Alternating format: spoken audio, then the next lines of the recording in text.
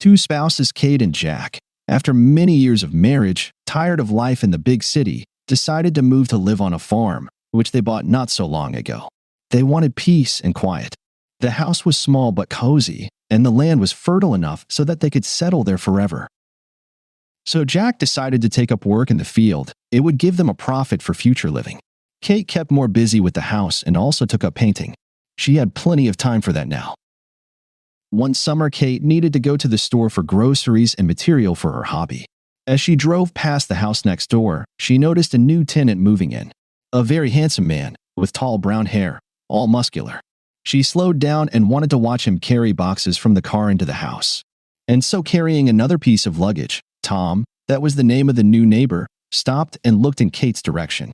She even felt a little uncomfortable with his gaze. But there was something about this young man that caught her. "How do you do?" He shouted to her and waved his free hand. Kate waved back uncertainly. Not wanting to seem intrusive, she drove to her house.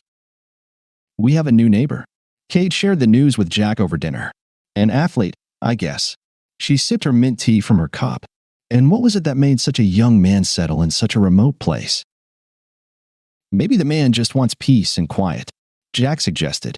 "Did you get the magazines I asked for?" Jack changed the subject. "Yes, I put them on your desk." "Oh, and I found this gorgeous rocking chair at one of the stores." "Jack, let's get it. It'll be very comfortable for me to sit on the terrace." "Oh, all right." Jack smiled. "I'll go pick it up tomorrow." Kate got excited and began to tell her where and how to find the things she needed. Several days passed. Kate was often seen on the terrace, where she now liked to sway in her new chair, watching the sky, the birds, the trees, and everything around her. So, sitting there all relaxed, one day she saw their new neighbor approaching their house. She wondered what he wanted and prepared to meet him. "Hello?" Tom came closer. "Hello. How do you do?" "I just thought I'd look around. Saw you from afar. Thought I'd come over and say hello." "That's very nice of you." "My name is Tom. I just moved here. You saw it yourself." "Nice to meet you, Tom. I'm Kate. My husband's name is Jack." Kate introduced her husband at once. You never know what a stranger might have in mind. Tom looked around as if looking for something definite. "How long have you lived here?" "Well, not that long, but not very long either. Almost a year now. It's a very nice place. You can go fishing and go to the woods. It's not too far." Tom took a pack of cigarettes out of his back pocket, took one out, caught it in his teeth, and immediately lit it. Inhaling to his full lungs, Tom exhaled a jet of smoke, then continued the conversation.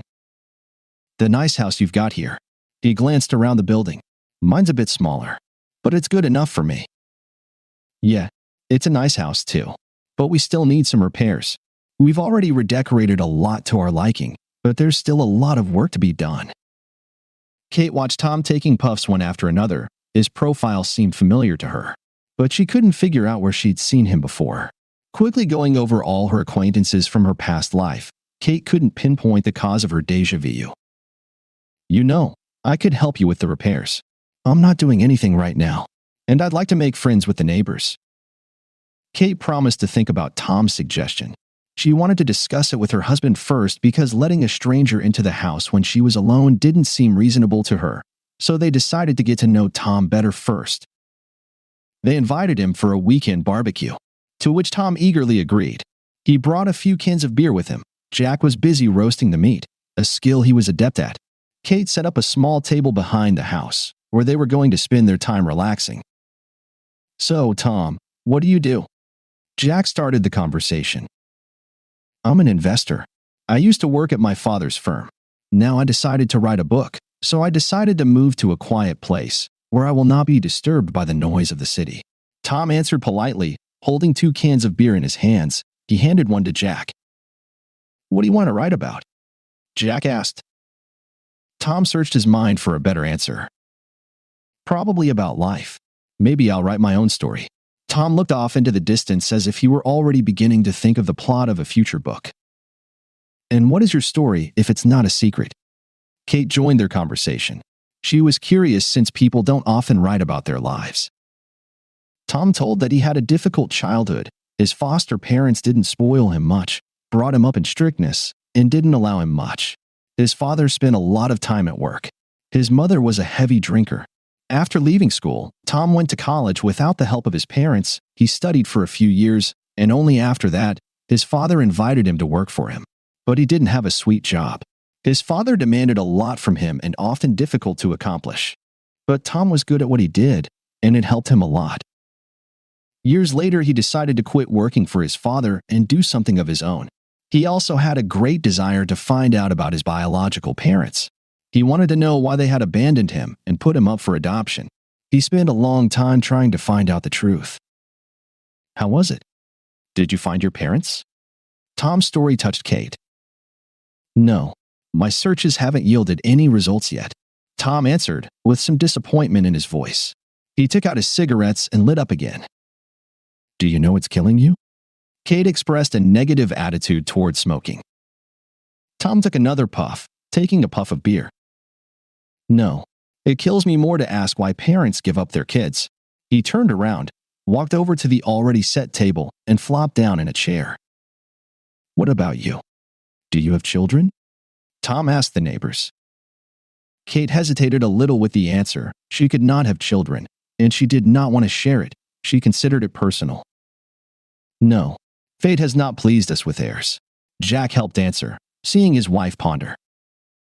Tom sipped a few sips from the can while looking at Kate carefully. Well, that's nothing. After all, you can spend all your time with each other. The young man spoke up, wanting to show his politeness. He fixed his hair and leaned back in his chair, looking up at the blue sky overhead. It was clear. The sun was shining brightly. It had been a hot day. Tom unbuttoned his shirt to make himself more comfortable. The smell of grilled meat spread across the yard, whetting the appetite of those gathered. Smells good. Jack, you're a real chef, complimented the guest. It's my signature recipe, Jack replied as he served the dish and cut it into smaller pieces. It's delicious, Tom admired as he chewed the first piece. Jack nodded in agreement, chewing his piece contentedly. Over lunch, they discussed their interests and shared their thoughts. When the meat was finished, Kate brought a fresh fruit dessert to the table. The day passed unnoticed. Everyone was content to enjoy each other's company. Tom began to visit them almost every day. He proved to be a pleasant conversationalist, helped Jack and Kate occasionally with planned repairs. Jack sometimes invited him to go fishing for the weekend. Kate was satisfied with everything. Their life was working out just fine. Their friendship with Tom was growing stronger every day. So, how's it going with finding your real parents? Kate asked one day, now that she cared about Tom. Tom sighed, took a sip from his glass, and said, No results so far. I keep looking, but all my efforts so far remain inconclusive. Kate looked at Tom sympathetically and said, Don't worry, Tom. Jack and I will support you and help you in any way we can. Jack nodded in agreement. What about your book? She didn't want to escalate the situation. Well, I've started to write something, but it's just the beginning. There's still a lot of work to be done. I wish I could look my mother in the eye and ask her why she did this to me. Tom looked at Kate as if he expected her to answer his question. His look made Kate feel a little embarrassed. She even felt a little guilty about what had happened to the young man. After all, she had kept her secret for years that no one, not even Jack, knew about. Once, when they were still young and not yet married, Kate worked as a journalist, and she often had to travel on business trips.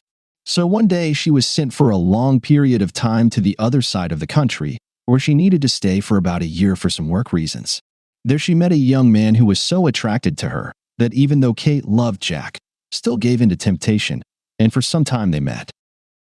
He got Kate pregnant, but the young suitor didn't want to know anything about the baby. He left her and disappeared from her life, never to appear again, and did not remind her of himself. Kate, while she was waiting for him, didn't want an abortion, and when she realized she'd never see him again, it was too late. So she carried the baby to term. Jack kept calling her. They communicated at a distance. Jack loved her. He had no idea Kate was pregnant. She had decided to tie her fate to him, but a stranger's baby could get in the way. And after giving birth, the young mother decided to give him up for adoption, thus saving their future relationship. Now that Tom appeared in their lives and told his story, Kate recognized more and more in his features the young beau with whom she had once held a sinful relationship. She began to be tormented by the dreadful thought that the young neighbor might be her son, whom she had once abandoned. At one point, she even wanted to confess everything and accept Tom as her son. As a young woman, her pregnancy had been difficult, with complications in childbirth.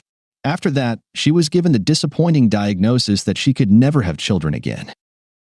Kate was awakened to a sense of maternal love, but she didn't know how to confess, whether Jack would forgive her, and how Tom would behave when he knew the truth. These thoughts weighed her down. And so the days passed. Kate became more and more convinced of her kinship with Tom. She felt it more and more every day. Sometimes she was saddened by it all and cried softly when no one was looking. "Sweetheart, are you not ill?" Jack noticed her unhappy mood of late. Kate tried not to show her feelings, but she could hardly do it. One day, she mustered up the courage to confess everything. She invited Tom over when Jack was already home. At dinner, she began a frank conversation. "I can't believe it, Kate." Jack was shocked by what he heard. He couldn't believe his ears. His first urge was to drop everything and go far away. But the years spent with his wife in love and harmony had thwarted his fervor, and he decided to postpone his decision, though he was very uncomfortable with it. Tom sat at the table, frozen by the terrible truth Kate had told him. He was at first confused. Either he was happy that his search was finally over, or sad that his mother had decided to leave him as a baby for the sake of her own personal life. "And you never tried to find me yourself?" proclaimed Tom. He looked her straight in the eye, making her feel even more guilty. "Did you even think about me?" "Tom, forgive me. I believe you are my son, and I hope for your forgiveness and yours too, Jack. I was so young and foolish. Forgive me.